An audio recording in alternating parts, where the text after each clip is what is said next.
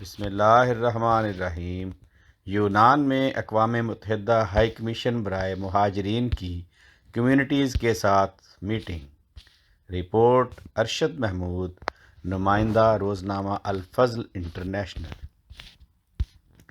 اللہ تعالیٰ کے فضل و کرم سے اقوام متحدہ ہائی کمیشن برائے مہاجرین کی کمیونٹیز کے ساتھ ماہانہ میٹنگ مورخہ 24 جنوری 2023 بروز منگل شام 4 بجے ایتھنز مشن ہاؤس میں منعقد ہوئی۔ اس دفعہ جماعت احمدیہ یونان نے نئے سال کے عشائیہ کے ساتھ میٹنگ کو منعقد کرنے کی پیشکش کی، جسے قبول کیا گیا۔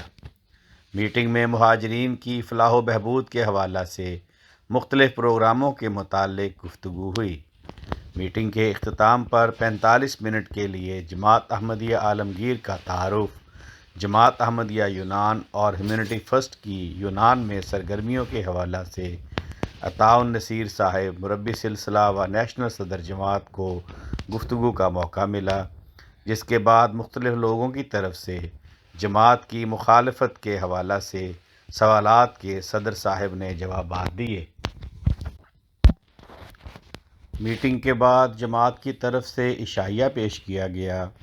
عشائیہ میں اقوام متحدہ ہائی کمیشن برائے مہاجرین، ایتھنز کی بلدیہ، Greek Forum of Refugees, Ghana community, Guinea Conakry community, Congo Brazzaville community, Ukraine community, Pakistani شیعہ کمیونٹی، افغانی مہدیہ حسینیہ کمیونٹی، افغان کمیونٹی اور آئیورین کمیونٹی کی نمائندگی ہوئی۔